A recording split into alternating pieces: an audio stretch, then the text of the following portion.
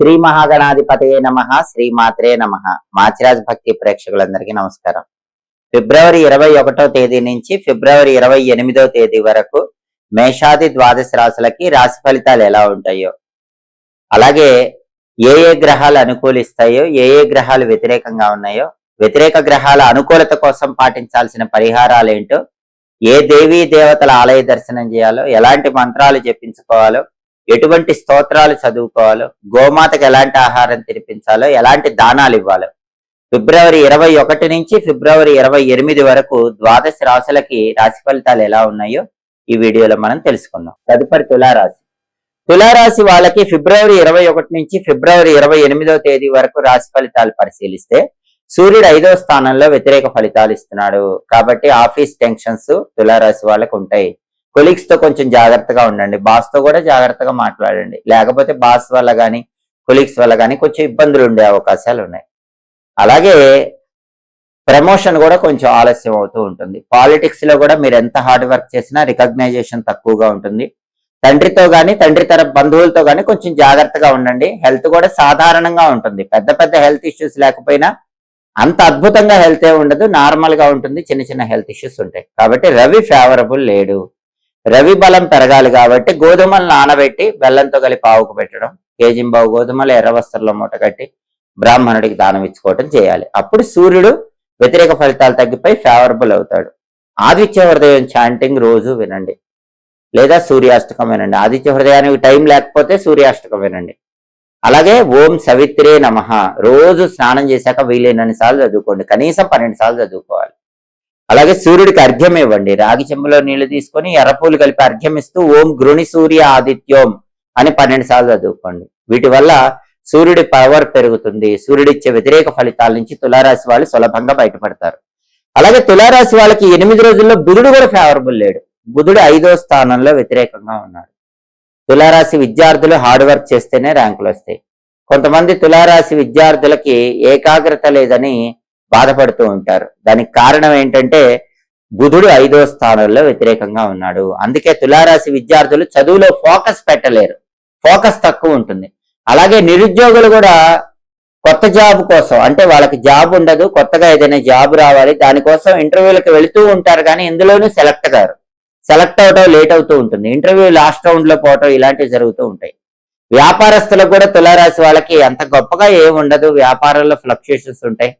లాభం ఎక్కువ రావాల్సిన చోట తక్కువ వస్తూ ఉంటుంది. అంటే విద్యారంగం, వ్యాపార రంగం, నిరుద్యోగులు ఉద్యోగం కోసం చేసే ప్రయత్నాల్లో బుధుడి బలం లేదు కాబట్టి వ్యతిరేక ఫలితాలు ఉంటాయి. మరి బుధుడి బలం పెరగాలంటే నానబెట్టిన పెసలు ఆవుకు పెట్టాలి. కేజింబావు పెసలు ఆకుపచ్చ వస్త్రంలో మూట కట్టి బ్రాహ్మణుడికి దానం ఇవ్వాలి. బుధుడికి అధిష్టాన దైవం గణపతి కాబట్టి గం క్షిప్ర ప్రసాదనాయ నమః ఈ మంత్రం రోజు 21 సార్లు చదువుకోండి.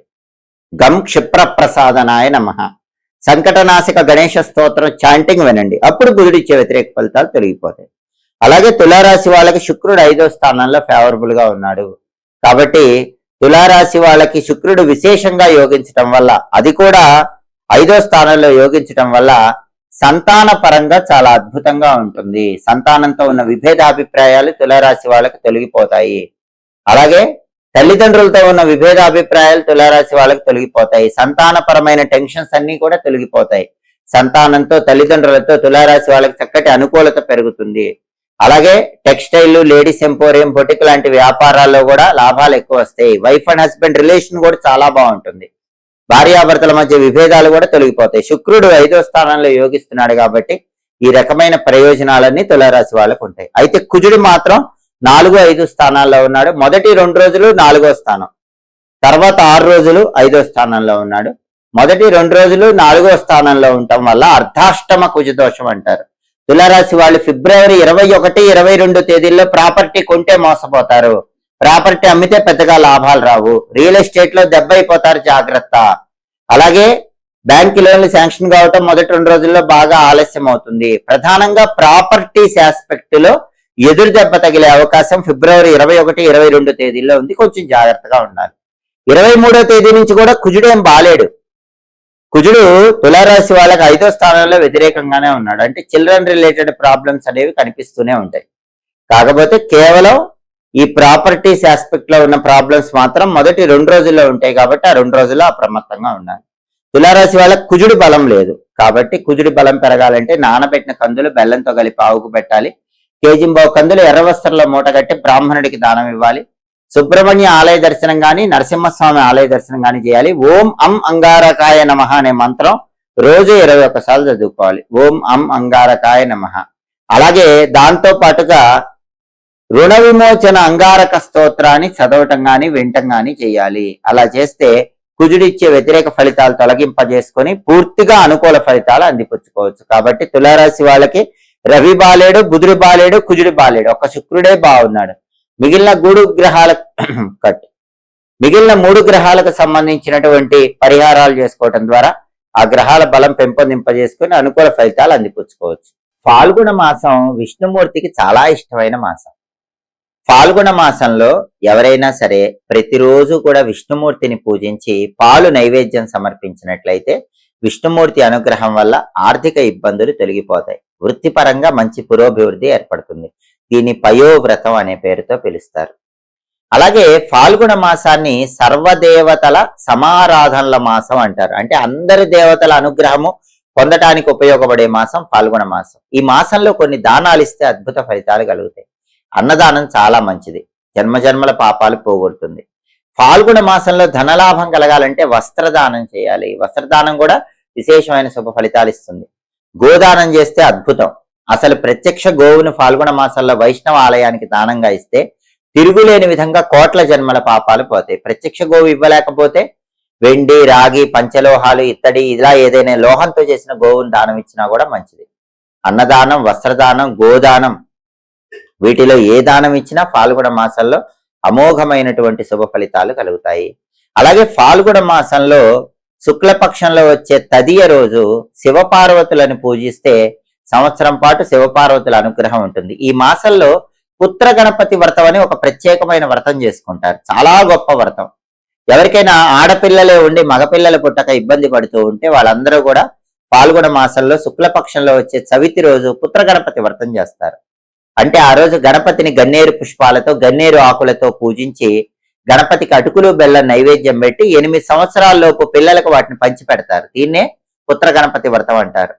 8 సంవత్సరాల్లో పిల్లలకు బట్టలు కూడా పెట్టాలి. అలా చేస్తే అమ్మాయిలే సంతానంగా ఉన్న వాళ్ళకి అబ్బాయిలు పుట్టే అవకాశం ఉంటుంది. దీన్నే పుత్ర గణపతి వ్రతం అంటారు. ఆ రోజు అందరూ చదువుకోవాల్సిన గణపతి నామం ఓం కపిలాయ నమః. ఓం కపిలాయ నమః అనే నామం చదువుకుంటూ గన్నేరు పూలతో, గన్నేరు ఆకులతో గణపతిని పూజించి అటుకులు బెల్లం నైవేద్యం పెడితే ఖచ్చితంగా అబ్బాయి పుట్టే అవకాశం ఉంటుంది. దీన్నే డుండి గణపతి వ్రతం అనే పేరుతో కూడా పిలుస్తారు. ఎందుకంటే ఆ రోజు కాశీ క్షేత్రంలో డుండి గణపతికి చాలా ఇష్టమైన రోజు.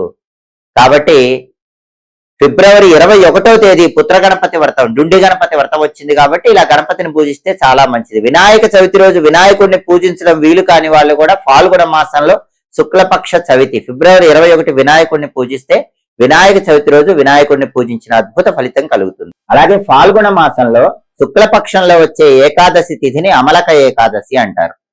అది చాలా శక్తివంతమైన ఏకాదశి. ఈ అమలక ఏకాదశి రోజు ఎవరైనా ఉసిరిక చెట్టు దగ్గర ఆవు నెయ్యితో దీపం పెడితే 100 యజ్ఞాలు చేసిన ఫలితం కలుగుతుందని స్కాంద పురాణం, భవిష్యోత్తర పురాణం, పద్మ పురాణంలో చెప్పారు. కాబట్టి చాలా శక్తివంతమైన రోజు ఫిబ్రవరి 27వ తేదీ శుక్రవారం ఫాల్గుణ శుక్ల ఏకాదశి, అమలక ఏకాదశి.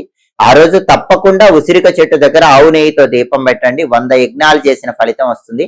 ఆ రోజు ఉసిరికాయ దీపాలు పెడితే కూడా జన్మజన్మల దరిద్రాలు తొలగిపోతాయి. ఆర్థిక ఇబ్బందులు పోవాలన్నా, అప్పులు తీరాలన్నా, ఆదాయ మార్గాలు పెరగాలన్నా ఫిబ్రవరి 27 శుక్రవారం అమలక ఏకాదశి రోజు ఉసిరికాయ పైన పెచ్చు తీసి ఆవు నెయ్యిలో ముంచిన పువ్వొత్తేసి దీపం పెట్టండి. ఈ ఉసిరిక దీపాలు వెలిగిస్తే చాలా మంచిది. లేదా ఉసిరికాయలు దానం ఇవ్వండి, పండ్లు దానం ఇవ్వండి. ఉసిరికాయలు, పండ్లు దానం ఇచ్చినా కూడా అమలక ఏకాదశి రోజు తప్పకుండా ఆర్థిక ఇబ్బందుల నుంచి తొందరలోనే బయటపడచ్చు. ఫాల్గుణ శుక్ల ద్వాదశిని నృసింహ ద్వాదశి అంటారు. అది ఫిబ్రవరి 28వ తేదీ వచ్చింది. ఫిబ్రవరి 28 శనివారం నృసింహ ద్వాదశి. ఆ రోజు ఒక్క మనిషికి అన్నదానం చేస్తే 1000 మందికి ఏకకాలంలో అన్నదానం చేసిన ఫలితం కలుగుతుంది. అంతటి శక్తి నృసింహ ద్వాదశికి ఉంటుంది. అలాగే ఫాల్గుణ శుక్ల ద్వాదశి, నృసింహ ద్వాదశి ఫిబ్రవరి 28 శనివారం రోజు గోవింద నామాన్ని వీలైనన్ని సార్లు చదువుకోండి. అలా చదువుకుంటే గోవిందుడు అనే పేరుతో ఉన్న విష్ణుమూర్తి అనుగ్రహం వల్ల అన్ని రకాలైన దుఃఖాలు బాధల నుంచి సులభంగా బయటపడవచ్చు. సర్వదేవతలకు ప్రీతిపాత్రమైన ఫాల్గుణ మాసంలో వచ్చే పౌర్ణమి తిథి చాలా శక్తివంతమైన రోజు. అది మార్చి 3వ తేదీ వచ్చింది. ఆ రోజు ఎవరైనా సరే అయ్యప్ప స్వామి ఆలయంలో దీపం పెడితే, అయ్యప్ప స్వామి ఆలయంలో ప్రదక్షిణలు చేస్తే, అది అయ్యప్ప స్వామి పంబల రాజుకు కనిపించిన రోజు కాబట్టి అయ్యప్ప స్వామి అనుగ్రహం వల్ల అన్ని కష్టాలు బాధలు తొలగింపజేసుకొని ఉత్తమ ఫలితాలు పొందవచ్చు. ఎవరైనా సరే ఫాల్గుణ మాసంలో పరమేశ్వరుడికి ఆవు పెరుగు, ఆవు నెయ్యి, తేనె ఈ 3 ద్రవ్యాలతో నెలంతా అభిషేకం చేస్తే 90 రోజుల్లో సకల సంపదలు కలుగుతాయని నారద పురాణంలో చెప్పారు. కాబట్టి సకల సంపదలు 90 రోజుల్లో రావాలంటే ఫాల్గుణ మాసంలో ఆవు పెరుగు, ఆవు నెయ్యి, తేనె ఈ 3 ద్రవ్యాలతో మీ ఇంట్లో ఏ శివలింగం ఉన్నా ఆ శివలింగానికి అభిషేకం చేసుకోండి. శివుడికి, విష్ణుమూర్తికి, లక్ష్మీదేవికి ప్రీతిపాత్రమైన మాసం ఫాల్గుణ మాసం. ఈ మాసంలో ఈ విధి విధానాలు పాటించండి. సమస్త శుభ ఫలితాలను సిద్ధింపజేసుకోండి. భయంకరమైన పాపాలు, దారిద్ర్య బాధల నుంచి సులభంగా బయటపడండి. అలాగే ఎప్పటికప్పుడు దినఫలాలు తెలుసుకోవాలన్నా, పక్షఫలాలు లేదా మాస ఫలాలు తెలుసుకోవాలన్నా, గ్రహాల సంచారంలో వచ్చే మార్పును బట్టి ఫలితాలు తెలుసుకోవాలన్నా, సంవత్సర ఫలితాలు తెలుసుకోవాలన్నా, జ్యోతిష శాస్త్రానికి సంబంధించి ఎలాంటి ఆసక్తికరమైన విశేషాంశాలు తెలుసుకోవాలన్నా మాచిరాజు భక్తి ఛానల్ తప్పకుండా చూడండి. మా వీడియోస్ మీకు నచ్చినట్లయితే మా ఛానల్ లైక్ చేయండి, కామెంట్ చేయండి. మా ఛానల్ వీడియోస్ 10 మంది మిత్రులకు షేర్ చేయండి. మా ఛానల్ సబ్స్క్రైబ్ చేసుకోండి. పక్కనున్న బెల్ సింబల్ నొక్కటం మాత్రం మర్చిపోకండి. సర్వే జనాః సుఖినో భవంతు. స్వస్తి.